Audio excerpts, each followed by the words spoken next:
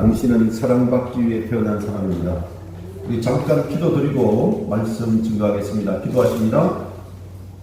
하늘을 두루마리 삼고 바다를 먹물로 삼아도 헤아릴 수 없는 사랑의 근원이 되시는 거룩하신 아버지 하나님, 하나님의 뜻이 하늘에서 이룬 것 같이 오늘 저희들을 통해서도 그 뜻을 이루어가게 하셨으니 감사를 드립니다. 뜨거운 여름의 태양으로 산천 초목이 시들해져도 역시 그 빛이라야 열매를 맺을 수 있는 것처럼 성령님이 아니고는 어떠한 변화도 성장도 이루어질 수 없음을 고백하오니 이 시간 사모하는 영혼들 위해 임재하여 주시옵소서. 에스겔 골짜기에 즐비하였던 마른 뼈들에게 말씀과 성령이 임할 때 마른 뼈들이 변하여 큰 군대를 이루었던 것처럼 오늘 여기에 모인 주의 백성들에게도 말씀과 성령을 내려주셔서 하나님의 위대한 뜻을 이루며 살아갈 수 있는 하나님의 군대가 되게 하여 주옵소서. 우리 하나님의 백성들을 통해서 주님의 나라가 확장되게 하시고 아름답고 빛난 천국 열매가 주렁주렁 맺혀지는 복을 허락하여 주옵소서. 가정과 자녀와 기업도 하나님의 자랑거리요 하나님의 살아계심을 증거하게 하여 주옵소서. 이 예배 가운데 함께하여 주시고 은혜만 되게 하여 주옵소서. 예수님 이름으로 기도하옵나이다. 아멘. 아멘. 할렐루야. 아멘. 주 안에서 평안하셨습니까? 아멘. 네, 어제는 늦은 시간에 엄청난 소나기가 오더니만 아침에 일어났더니만 또 해맑은 또 햇빛이 이렇게 비치는 것을 보면서 자연의 섭리가 참 오묘하다 하는 생각을 하게 됩니다. 오늘도 거룩한 주일 주님 앞에 나와서 예배드리는 우리 사랑하고 존경하는 성도 여러분 삶 가운데 여러분 가정과 자녀 위에 또 여러분 기도 제목 위에 하나님의 신령한 복과 크신 은혜가 늘 함께 하시기를 주님 이름으로 축원합니다. 네. 자, 우리 옆에 있는 분들하고 반갑게 인사합니다. 샬롬, 주님께서 우리와 함께 하십니다라고 인사 시작. 샬롬, 주님께서 우리와 함께 하십니다. 아멘. 자, 우리 축복하는 거 아시죠? 자, 우리 손을 내밀고 사랑합니다, 축복합니다. 시작. 사랑합니다, 축복합니다. 아멘. 아멘. 네. 여러분, 설교 들어가기 전에 오늘 오후 예배 여러분 우리 전용대 목사님 특별 찬양 콘서트에 여러분 한 분도 빠지지 말고 꼭 좀 참석하셨으면 좋겠습니다. 우리 전용대 목사님 항상 어떤 때는 미안한 마음이 제가 드는 게 지금도 암 투병을 하고 있잖아요. 근데 저분이 어느 날 제게 말하기를 자기가 이게 여러분 알다시피 이 소아마비가 심하니까 목발을 짚고 계단을 내려오다가 굴렀대요. 굴렀는데 정말 하나님 은혜에 너무너무 감사했다는 거예요. 그래서 왜 그렇습니까 했더니만 자기 오른발이 디딤발인데 그 움직이는 오른발은 괜찮고 쓰지 않는 왼발이 부러졌다는 거예요. 그래서 너무너무 감사하다는 거예요. 야, 그 이야기 듣는데 가슴이 멍하고 뭉클하더라고요. 아, 그래. 우리가 감사할 제목들이 많이 있는데 우리는 안 되고 없는 것에 대해서 불평하고 원망하고 그렇게 살았는데 저분은 그래도 자기 다리가 부러졌는데 하나님께서 쓰지 않는 다리를 완전히 안 쓰는 건 아니죠. 잘 사용하지 않는 그 다리를 부러지게 해서 감사하다고 그렇게 이야기하는 거 보고 참 믿음의 경지가 있는 분이구나 하는 생각을 제가 했는데요. 여러분 오늘 오시는 여러분도 기도 좀 많이 해주시고 함께 은혜 받고 또 이게 자리가 좀 풍성해야 또 그분도 좋지 않겠습니까? 예, 그리고 꼭 좀 참석하셔서 오늘 제가 출석 부처에 체크를 좀 하려고 그래요. 누가 가셨는가? 여러분 여담이고요. 아무튼 은혜가 되는 시간이 되었으면 좋겠습니다. 아멘. 네, 좋습니다. 오늘 저는 시편 42편 1절에서 11절 말씀을 중심으로 내 영혼이 주를 찾기에라는 제목으로 함께 말씀을 나누기를 원합니다. 여러분 따라해 주시겠습니까? 내 영혼이 주를 찾기에. 시작. 내 영혼이 주를 찾기에. 아멘. 교회를 다니는 성도님들 가운데 겉으로 보면 참 평안해 보이고 화려해 보이고 아름다워 보이는데, 그런 분들 중에 겉모습과는 다르게 너무나 힘든 세상을 살고 계신 분들이 의외로 많이 있습니다.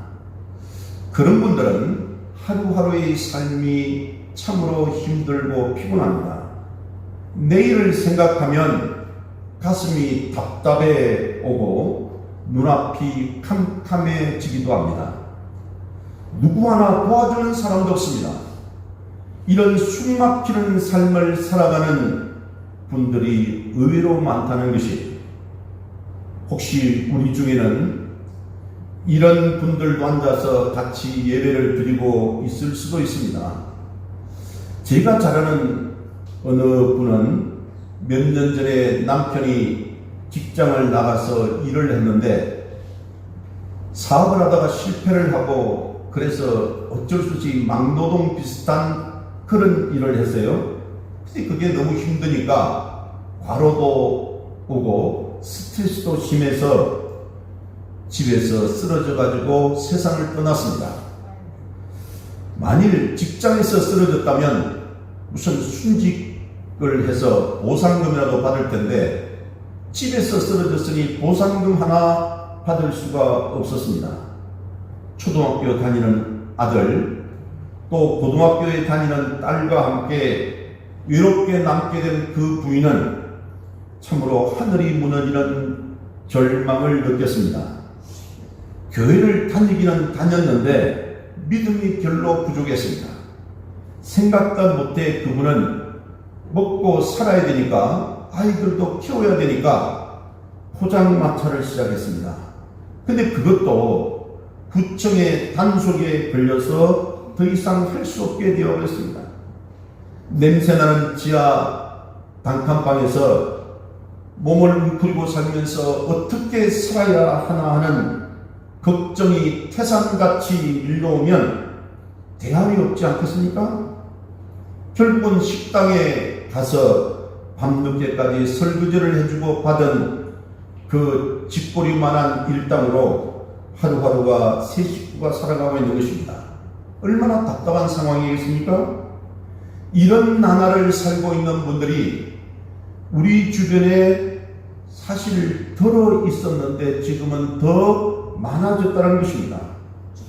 또 이와 같이 땅바닥을 치는 삶은 아니라고 할지라도 우리에게는 너나 없이 삶의 절망을 느끼게 하는 일들이 참으로 많이 있습니다. 남모르는 불안을 안고 잠을 설칠 때도 자주 있습니다. 겉으로는 웃지만 속마음은 상처투성이가 되어서 고뇌하는 분들이 많이 계십니다. 오늘 특별히 이렇게 마음의 절망과 불안을 안고 하루하루를 살아가고 있는 우리들에게 하나님이 주시는 말씀을 전하기를 바랍니다. 이 시간 성령께서 우리 모두의 귀를 열어주시고 하나님의 생명의 음성을 들을 수 있기를 주님 이름으로 축복합니다. 아멘. 오늘 시편 42편의 저자가 고라 자손이라고 하는데 누군지 이름은 정확하게 밝히지를 않습니다. 저자가 누구이든지 간에 한 가지 분명한 사실이 있습니다. 그것은 이 시편 저자가 몹시 낙심하고 있고 마음의 불안을 안고 떨고 있고 심령이 상해 있다는 것입니다.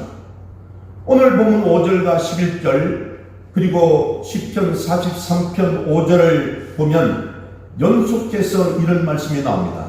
여러분 5절 말씀 한번 읽어보고 오겠습니다. 5절 말씀 잘 아시지만 읽어봅니다. 찾으셨죠? 시작. 내 영혼아 내가 어찌하여 상심하며 어찌하여 내 속에서 불안하냐. 너는 하나님께 소망을 두라. 그가 나타나 도우심으로 말미암아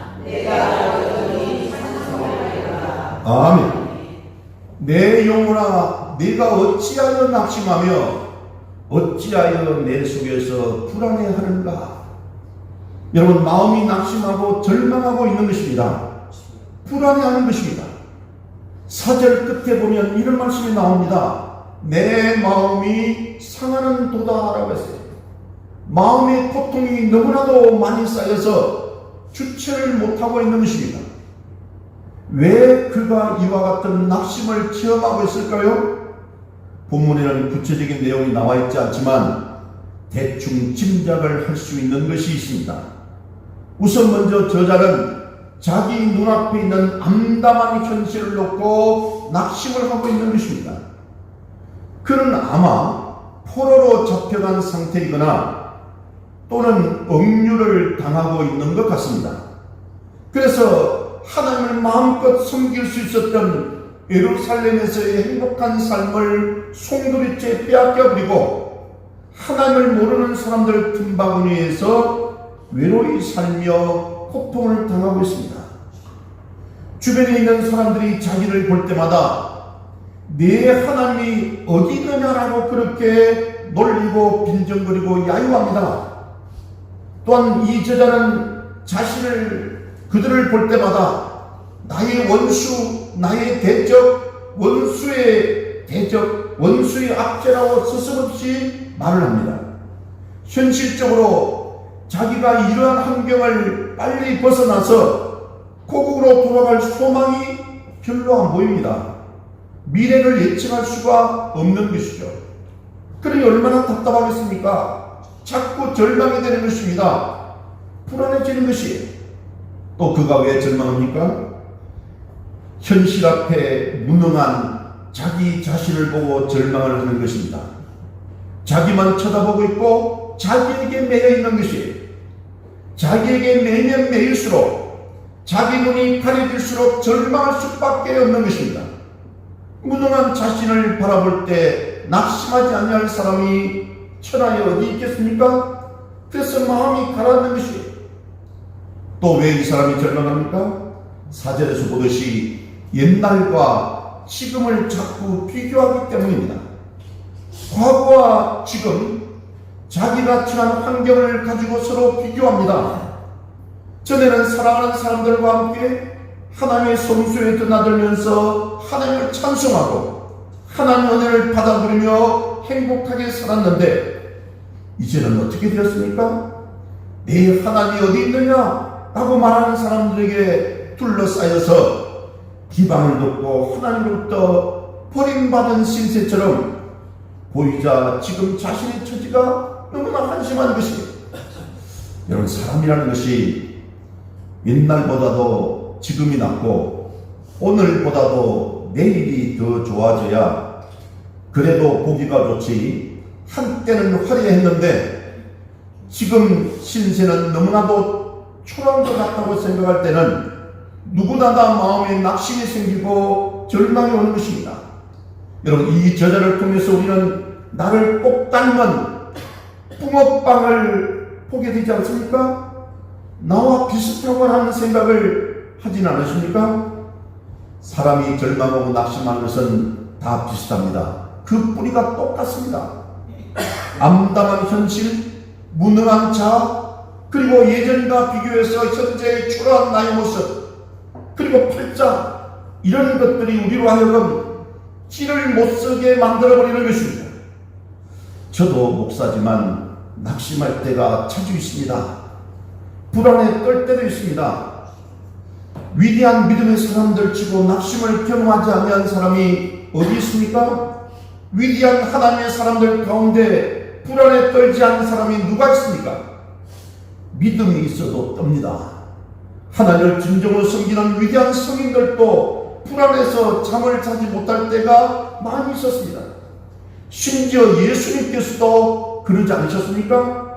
누구나 다 인간은 낙심합니다. 그래서 히에르 테고로가 말하는 것처럼 불안은 인간의 조건이라고 말합니다. 그렇습니다. 우리가 사람입니다. 그래서 낙심합니다. 만약에 낙심을 안 한다면 천사나 신이겠죠. 믿음을 가진 하나님의 자녀도 분명히 낙심합니다. 그런데 여러분, 믿음을 가진 사람과 믿음이 없는 불신자는 다른 점이 있습니다. 차이가 있습니다. 그것이 무엇인지 아십니까? 믿음의 사람은 낙심 때문에 하나님을 찾게 된다는 것입니다. 믿음의 사람은 낙심 때문에 하나님을 더 집요하게 붙잡는다는 것입니다. 마음이 불안하면 할수록 하나님 아버지를 향해서 달려간다는 것입니다. 이것이 다른 거예요. 예수 안 믿는 사람은 이런 것이 없습니다. 낙심하면 낙심 속에 그냥 주저앉아 버립니다. 근데 우리는 그러지 않습니다. 낙심을 하게 되면 하나님을 찾습니다. 존 뉴턴이라는 사람이 이런 말을 했습니다.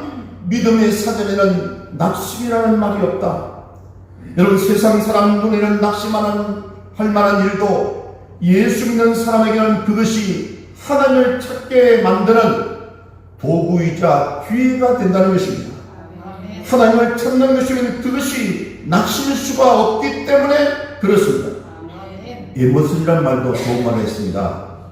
나에게 무슨 일이 일어났느냐 하는 것이 중요한 것이 아니라 내 마음이 어떻게 반응하느냐가 더 중요하다고 했어요. 여러분, 낙심이 되십니까? 내 반응은 무엇입니까? 하나님을 찾아야 되는 것입니다. 이것이 중요합니다. 불안하기 때문에 하나님을 한 번이라도 더 찾아가야 되는 것입니다. 오늘 본문의 시편 저자도 마찬가지 아닙니까? 너무나 낙심이 되고 불안하기 때문에 5절 11절에서 이런 말을 계속 반복합니다. 내 영혼아, 네가 어찌하여 낙심하며 어찌하여 내 속에서 불안해하는가? 너는 하나님께 소망을 두라. 다시 말하면 낙심이 되느냐? 내 영혼아, 하나님을 찾아라. 불안하느냐? 내 영혼아, 하나님을 찾아라. 하나님께 소망을 두라라고 그럴 때 말하고 있는 것이에요. 그래서 여러분, 낙심이 올 때마다 하나님을 찾고 불안할 때마다 하나님을 찾으면 그것은 정상입니다. 하나님께 소망을 둔다는 것이 그러면 구체적으로 무엇일까요? 시편 기자는 오늘 본문 1절에서 참 재미있는 비유를 들어서 설명하고 있습니다. 하나님께 소망을 둔다는 것은 도대체 어떤 것입니까? 오늘 1절 말씀 합독하고 한번 생각해 보겠습니다. 우리 본문 1절 말씀 합독합니다. 시작. 하나님이여 신의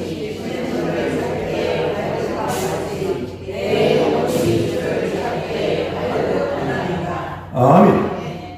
여러분, 그 지역 팔레스타인은 건기가 되면 건기와 우기가 있는데요. 여러분, 이 건기, 비가 오는 그때가 되면 비가 거의 안 온다고 합니다. 더욱이 저 남부 지역은 거의 사막이기 때문에 비가 안 오는 때는 물 구하기가 얼마나 힘든지 모릅니다. 이 제자는 그렇게 가물어 있을 때 사슴 한 마리가 목이 너무나 말라서 물을 찾느라고 옆에 사람이 있는지도 모르고 온 사방을 누비고 다니는 것을 보았습니다. 하루 종일 이 언덕 저 언덕 골짜기마다 다니면서 물을 찾는 모습을 본 일이 있었나 봅니다. 그래서 그것을 연상하는 것입니다. 그래, 내가 낙심이 될 때 하나님을 찾는다면 어떤 식으로 찾을까? 바로 저 사슴처럼 찾아야 되겠다. 여러분, 사슴의 입장을 한번 생각해 보십시오. 얼마나 집요합니까? 얼마나 간절합니까? 물이 아니면 죽음입니다. 물을 찾으면 사는 거고 물을 찾지 못하면 죽는 것이 얼마나 절박합니까? 그렇기 때문에 다른 것이 눈에 들어오겠습니까? 물을 찾을 때까지 그는 쉬지 않을 것입니다. 끝까지 물을 추구하고 사방으로 뛰어다닐 것이라는 것이, 그래, 하나님을 찾을 때는 저 사슴처럼 저렇게 찾아야 되겠구나. 낙심이 될 때는 저런 식으로 하나님을 바라보아야 이 낙심을 벗어버리고 일어설 수가 있겠구나. 저자가 그렇게 깨달은 것이, 여러분, 우리 모두 낙심을 자주 합니다. 우리 모두 불안했을 때가 자주 있습니다. 우리 모두 마음이 상해서 어쩔 줄 모르고 방황할 때가 있습니다. 이럴 때 우리가 사는 길은 하나님을 바라보는 것인데, 사슴이 시냇물을 찾아 헤매이듯이 우리가 하나님을 간절히 소망하고 바라보는 자세를 가져야 된다는 것이에요.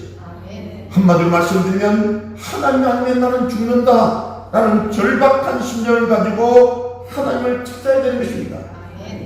신약에 보면 한 아름다운 여성이 나옵니다. 이름은 막달라 마리아입니다. 그의 경력은 참으로 부끄러운 경력이고 냄새나는 경력이었지만 예수님을 만나서 그는 새 사람이 되었고 새 인생을 찾았습니다. 그 여인의 모든 희망은 오직 예수 그리스도입니다. 저분이 살아계시는 이상 나는 산다, 내 인생은 성공이다라고 믿었어요. 이렇게 생각하고 예수님을 따라다녔습니다. 근데 어느 날 그분이 맥없이 십자가에 못 박혀서 처형을 당하는 것이에요. 막달라 마리아의 마음이 내려앉았습니다. 온몸이 그냥 물처럼 눈물이 쏟아졌습니다. 모든 소망을 다 잃어버린 것이에요. 아마 이틀 밤 동안 한 잠도 못 잤을 것입니다. 물론 성경에 잠을 못 잤다는 말은 없지만 틀림이 없을 겁니다. 어떻게 잠을 자겠습니까? 주님이 무덤에 들어간 다음 이틀 동안 꼬박 밤을 새면서도 무덤을 찾아가지 못한 이유는 안식을 범하지 않기 위해서입니다. 안식일이 끝날 다음날 새벽 어두울 때 그는 무덤을 향해서 달려갔습니다. 죽은 시체라도 보자. 죽은 시체라도 한번 봐야겠어. 얼마나 절박한 심정으로 주님을 찾아갔는지요. 그런데 가서 보니까 시체가 안 보이는 거예요. 같이 갔던 여자들도 다 실망을 하고 먼저 가버렸습니다. 그러나 이 막달라 마리아는 포기할 수가 없었어요. 나는 시체라도 보아야 돼. 이대로 떠날 수가 없어. 그리고 무덤 밖에 바위를 움켜잡고 흐느끼며 울고 있었습니다. 이 정도가 바로 사슴이 시냇물을 찾듯이 여호와를 찾는 자의 심정이라고 생각합니다. 그러니까 그것을 본 주님께서 얼마나 이뻐 보이겠고 그에게 아름다운 선물을 주셨습니까?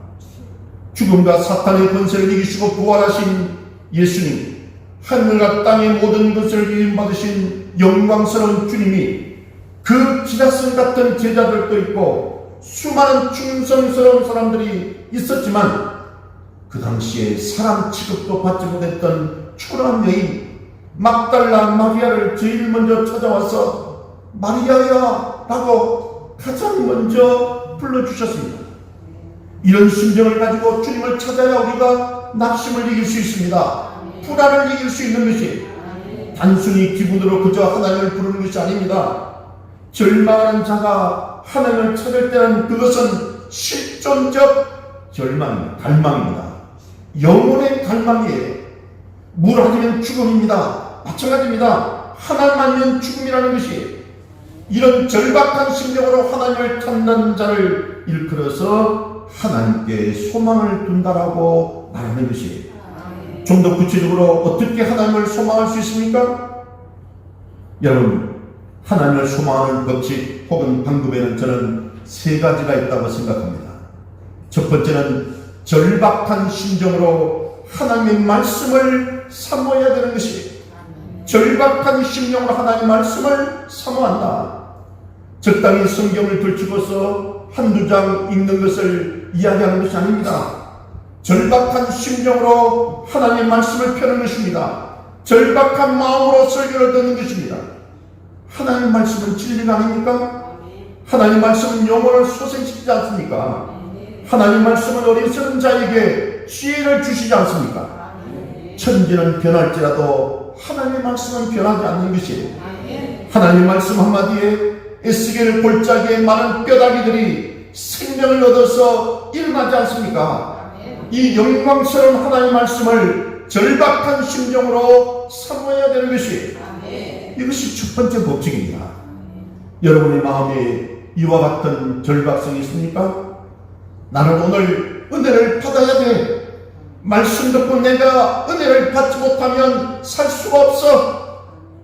그래서 예배 시간에도 좀 더 설교를 잘 듣기 위해서 자기도 모르게 앞쪽으로 자리를 옮겨 앉고 하나님의 말씀을 한번 읽어서 잘 모르면 어떻게 하든지 이 말씀의 뜻을 알려고 애를 쓰면서 배우는 것이 물을 찾는 사슴처럼 절박한 마음으로 하나님의 말씀을 사모하는 것이, 이것이 갈급한 자의 심령이라는 것입니다. 형식적으로 예배드리고 외식적으로 예배드리는 곳에 하나님의 은혜가 임하지 않습니다. 하나님의 축복이 임하지 않는 것이, 여러분 낙심을 하면서도 하나님의 말씀을 이렇게 사모하지 않는 분이 있습니까? 그분은 아직도 덜 급한 사람입니다. 아직도 멀었습니다. 정말 낙심하고 절박한 심령면 하나님 말씀 붙잡고 일어나게 되는 것입니다. 하나님의 말씀이 길이요 진리요 생명이기 때문에 그 말씀으로 힘을 얻고 지혜를 얻고 용기를 얻고 일어서게 되시기를 축복합니다. 두 번째, 하나님을 소망하는 두 번째 공식이 있습니다. 문이 열릴 때까지 끈질기게 기도하며 두드리는 것입니다.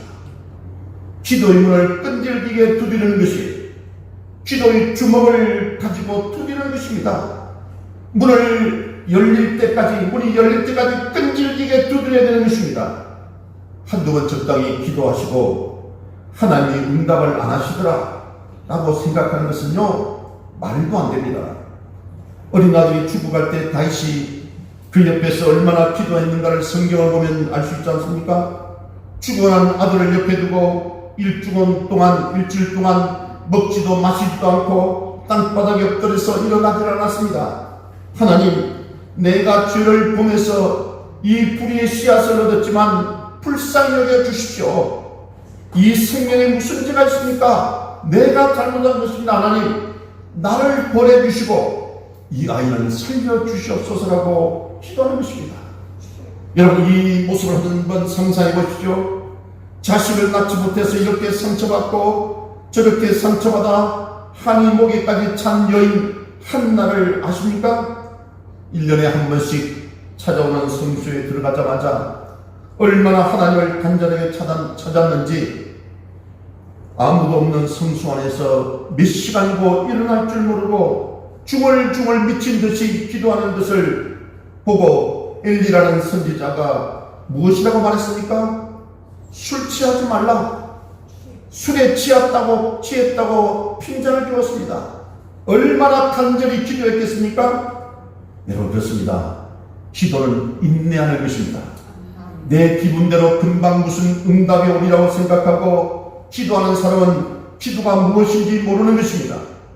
기도해서 뚝딱 그 기도가 응답받아지면 얼마나 좋겠습니까만, 기도는 하나님의 시간표에 따라, 하나님의 뜻에 따라, 그 하나님의 방법에 따라 그 기도가 응답받고 이루어지는 줄로 믿으시기를 바랍니다. 그런데 중요한 것은 그 기도는 반드시 땅에 흩어지지 아니하고 하늘에 상달되고 그 기도는 응답받는다는 사실을 믿으시기 바랍니다. 하나님께 소망을 두는 세 번째 법칙이 있습니다. 그것은 뭐냐면 믿음의 공동체에다가 나 자신을 맡기는 것입니다. 믿음의 공동체에다가 나를 맡기는 것. 혹시 공동체가 무엇인지 이해가 안 될지 모르겠습니다. 예수 믿는 사람들이 모이는 것이 공동체입니다. 가장 중요한 공동체는 주일날 이렇게 멀리서 가까이서 모여서 예배드리는 이 주일 오전 예배입니다. 또 셀 모임에서 두세 명이 모여서 하나님의 말씀을 들었고 함께 둘러앉는 것 또한 소중한 공동체입니다. 그 외 교회 안에서 이런저런 이유로 여기저기서 모이는 모든 성도들의 모임이 공동체입니다.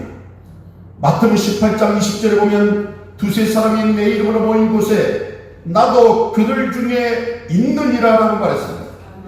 예수님이 함께 하시는 몇 사람들의 성도들의 모임, 이것이 공동체인 것입니다.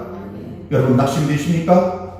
그래서 하나님을 갈급하며 찾기를 원하십니까? 이 공동체에다가 자기를 맡기십시오.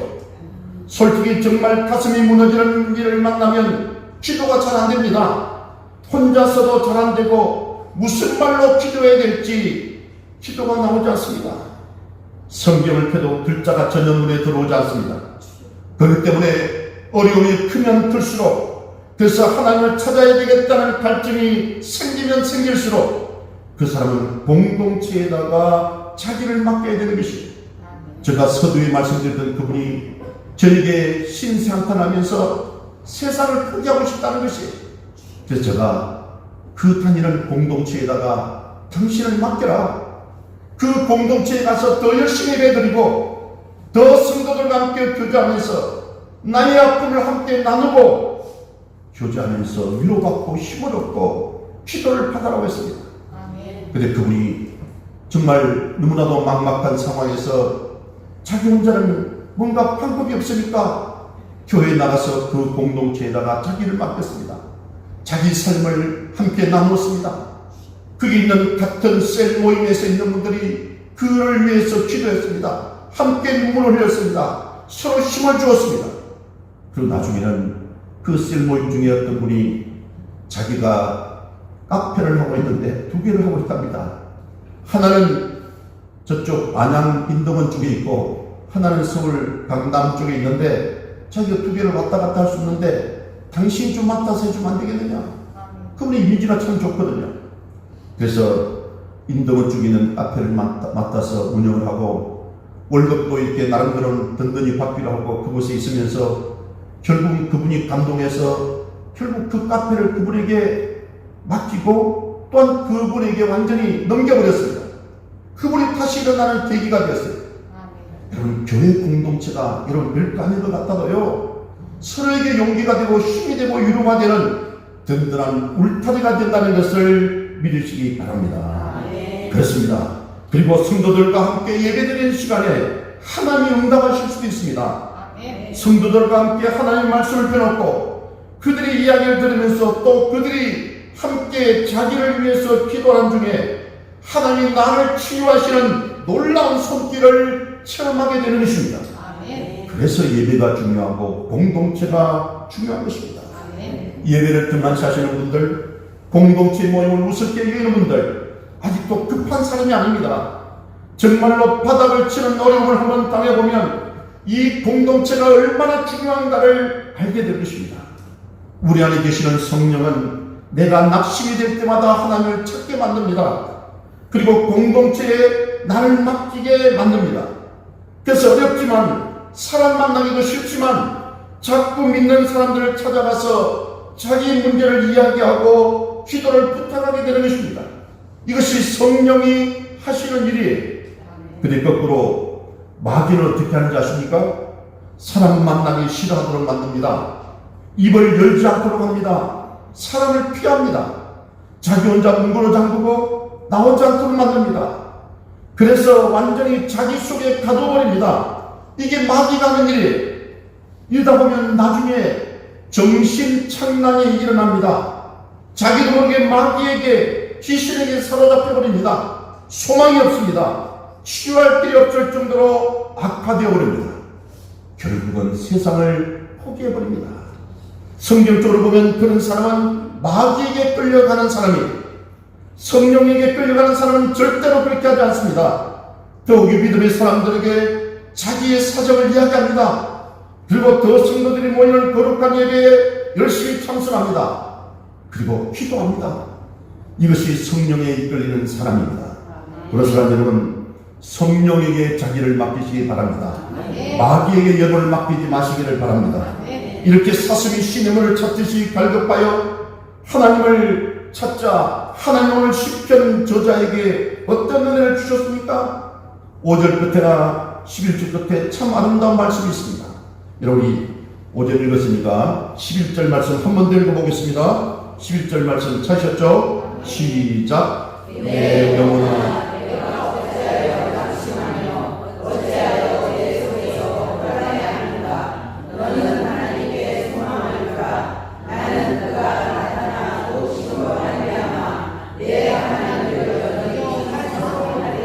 아멘. 하나님의 말씀을 듣고 간절히 사모하고 기도로 사모하고 공동체에 자기를 맡기며 사모했더니 하나님께서 은혜를 주셨습니다. 그가 나타나 도우심을 하라고 그랬잖아요. 이 말은 내 얼굴을 들게 하고 내 삶의 문제를 해결해 주셨다는 이야기입니다. 여러분, 사람이 낙심되고 눈앞이 캄캄해지면 고개가 자꾸 숙여지지 않습니까? 그래서 나중에는 땅만 쳐다보게 되고 그것도 지치면 눈을 감아버리게 되는 것입니다. 소망이 없어 보이는 사람입니다.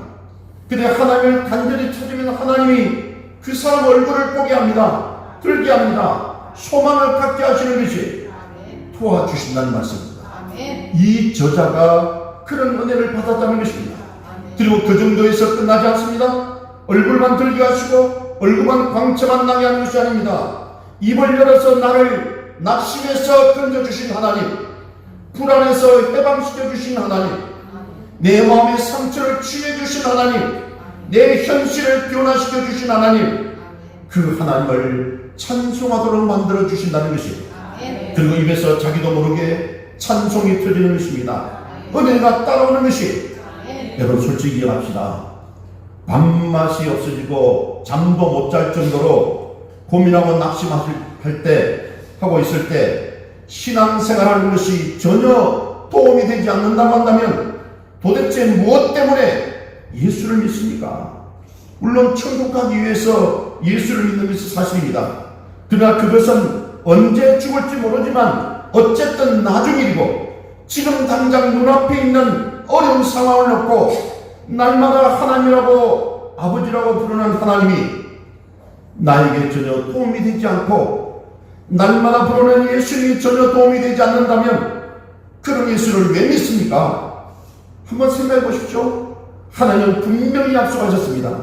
거짓말하지 않는 하나님께서 자기 이름을 걸고 약속하셨어요. 마태복음 11장 28절에 보면 수고하고 무거운 짐진 자들아 다 내게로 오라, 내가 너희를 쉬게 하리라 라고 해서, 이것이 천국 가서 쉬는 것을 말합니까? 아닙니다.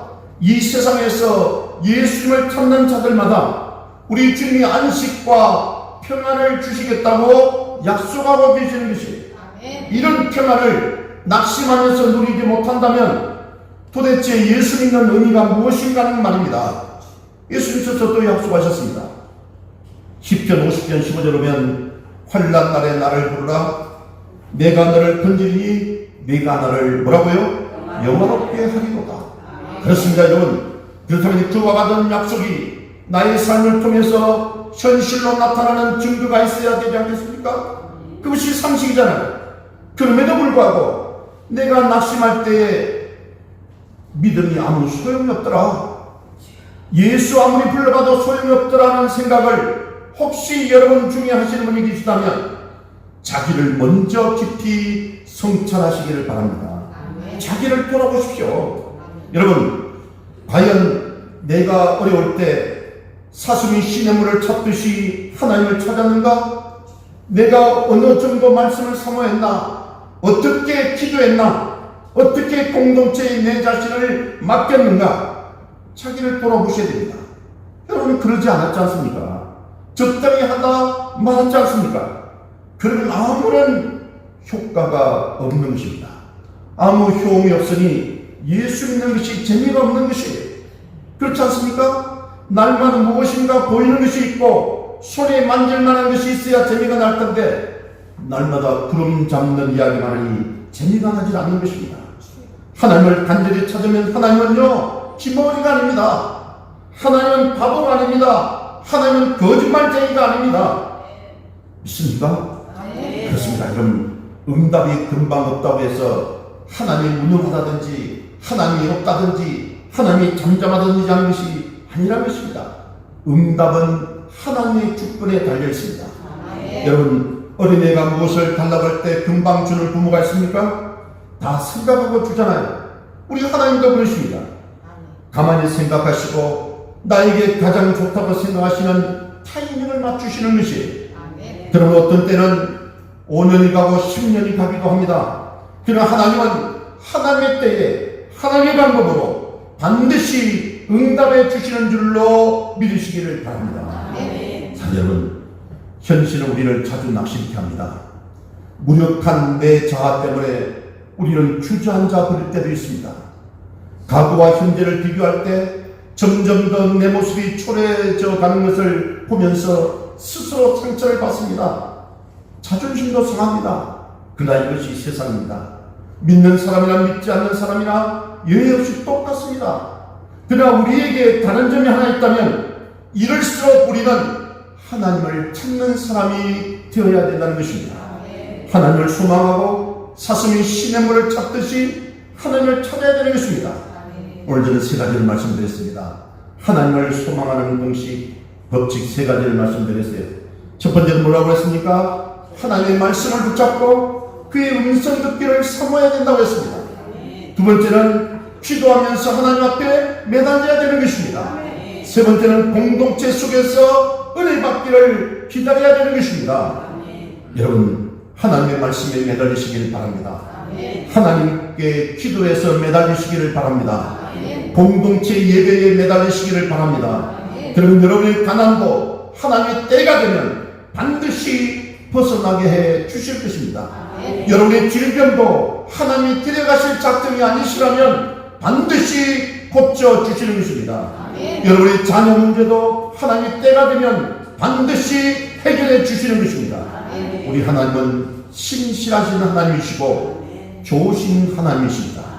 우리가 문제를 통해서 체험하고 문제를 통해서 하나님을 만나고 문제를 통해서 그분의 은혜 속에 흠뻑 젖는 놀라운 축복이 저와 여러분 가운데 함께 하시기를 주님 이름으로 축원합니다. 아멘. 기도하십니다. 좋으신 하나님 참으로 감사합니다. 우리 삶 가운데 낙심과 불안을 만날 때 세상을 바라고 사람을 바라보는 것이 아니라 오늘 주신 말씀처럼 하나님 말씀 붙잡고 하나님께 기도하며 매달리고 공동체 예배에 매달리면서 하나님의 뜻 가운데서 살아가기를 원합니다. 부족하고 연약한 저희들 하나님 말씀 붙잡고 하나님 음성 듣기를 사모합니다. 기도하면서 하나님 앞에 매달리기를 원합니다. 공동체 속에서 함께 은혜 받기를 원합니다. 주여 우리 사랑하는 성도를 붙잡아 주시고 저들의 마음에 하나님의 은혜가 충만하게 넘치게 채워 주시옵소서. 예수님 이름으로 기도드리옵나이다. 아멘.